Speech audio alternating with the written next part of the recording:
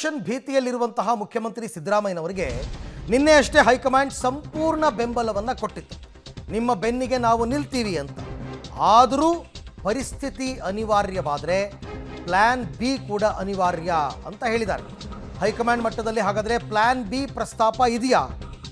ನಿನ್ನೆ ಸಿಎಂ ಜೊತೆ ಮಾತುಕತೆಯ ವೇಳೆ ಪ್ಲ್ಯಾನ್ ಬಿ ಪ್ರಸ್ತಾಪವನ್ನು ಮಾಡಿದಾರಂತೆ.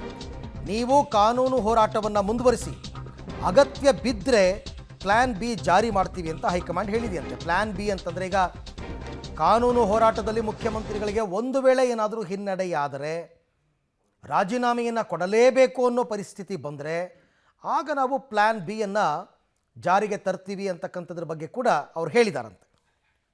ಈ ಬಗ್ಗೆ ಮತ್ತಷ್ಟು ಮಾಹಿತಿ ನನ್ನ ಕೊಲೀಗ್ ಮಸೂದ್ ಅವರಿಂದ ಪಡೆಯೋಣ. ಎಸ್ ಮಸೂದ್, ಈಗ ಪ್ಲ್ಯಾನ್ ಬಿ ಅಂದರೆ ಏನು? ಎಂತಹ ಪರಿಸ್ಥಿತಿ ನಿರ್ಮಾಣ ಆದರೆ ಪ್ಲ್ಯಾನ್ ಬಿ ಜಾರಿ ಆಗುತ್ತೆ?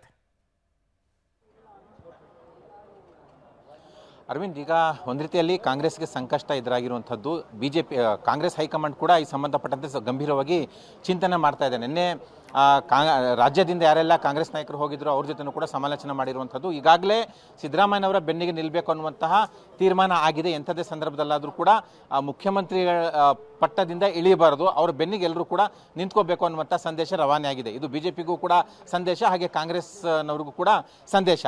ಈಗ ಕಾನೂನು ಸಮರದಲ್ಲಿ ಏನಾದರೂ ವ್ಯತಿರಿಕ್ತ ಪರಿಣಾಮ ಆದಾಗ ಆವಾಗ ಏನು ಮಾಡಬೇಕು ಅನ್ನುವಂಥದ್ದು, ಎಲ್ಲಿವರೆಗೆ ಕಾಂಗ್ರೆಸ್ ಹೈಕಮಾಂಡ್ ಬೆಂಬಲ ಸಿದ್ದರಾಮಯ್ಯವ್ರಿಗೆ ಇರುತ್ತೆ ಅನ್ನುವಂಥದ್ದು ಕೂಡ ಒಂದು ರೀತಿಯಲ್ಲಿ ಜಿಜ್ಞಾಸೆ.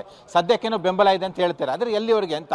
ಕಾನೂನು ಹೋರಾಟದಲ್ಲಿ ಏನಾದರೂ ವ್ಯತಿರಿಕ್ತ ಪರಿಣಾಮ ಆದಾಗ ಸಿದ್ದರಾಮಯ್ಯವ್ರಿಗೆ ಅವರ ಕುರ್ಚಿಗೆ ಸಂಕಷ್ಟ ಎದುರಾಗುವಂತಹ ಸಂಭಾವ್ಯ ಸಮಸ್ಯೆ ಬಂದಾಗ ಏನು ಮಾಡಬೇಕು, ಈ ನಿಟ್ಟಿನಲ್ಲಿ ಹೈಕಮಾಂಡ್ ಕೂಡ ಗಂಭೀರವಾಗಿ ಆಲೋಚನೆ ಮಾಡ್ತಾ ಇರುವಂಥದ್ದು.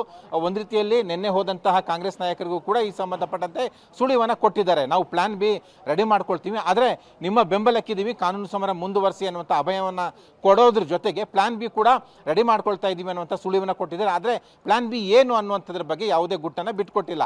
ಆ ಹೈಕಮಾಂಡ್ ಮಟ್ಟದಲ್ಲಿ ಚರ್ಚೆ ಆಗ್ತಾ ಇರುವಂಥದ್ದು, ತೀರಾ ಸಂಕಷ್ಟ ಸಂದರ್ಭ ಬಂದಾಗ ಪರ್ಯಾಯ ನಾಯಕತ್ವಕ್ಕೆ ಏನು ಮಾಡ್ಕೋಬೇಕು, ಯಾರನ್ನ ಮುಂದಿನ ನಾಯಕತ್ವವಾಗಿ ಆರಿಸಬೇಕು, ಈ ನಿಟ್ಟಿನಲ್ಲಿ ಗಂಭೀರವಾದಂಥ ಚರ್ಚೆಗಳು ನಡೀತಾ ಇದ್ದಾವೆ. ಇದು ಇನ್ನೂ ಕೂಡ ಆರಂಭ ಆಗಿರುವಂಥದ್ದು ಕಾಂಗ್ರೆಸ್ ಹೈಕಮಾಂಡ್ನಲ್ಲೂ. ಇನ್ನೂ ಕೂಡ ಕಾಂಗ್ರೆಸ್ ಹೈಕಮಾಂಡ್ ಇದರಲ್ಲಿ ಅಂತಿಮ ತೀರ್ಮಾನ ಅಂದರೆ ಒಂದು ಕ್ಲೈಮ್ಯಾಕ್ಸ್ ತೀರ್ಮಾನಕ್ಕೆ ಇನ್ನೂ ಕೂಡ ಬಂದಿಲ್ಲ. ಸದ್ಯಕ್ಕೆ ಅಲ್ಲೂ ಕೂಡ ಚರ್ಚೆ ನಡೀತಾ ಇದೆ.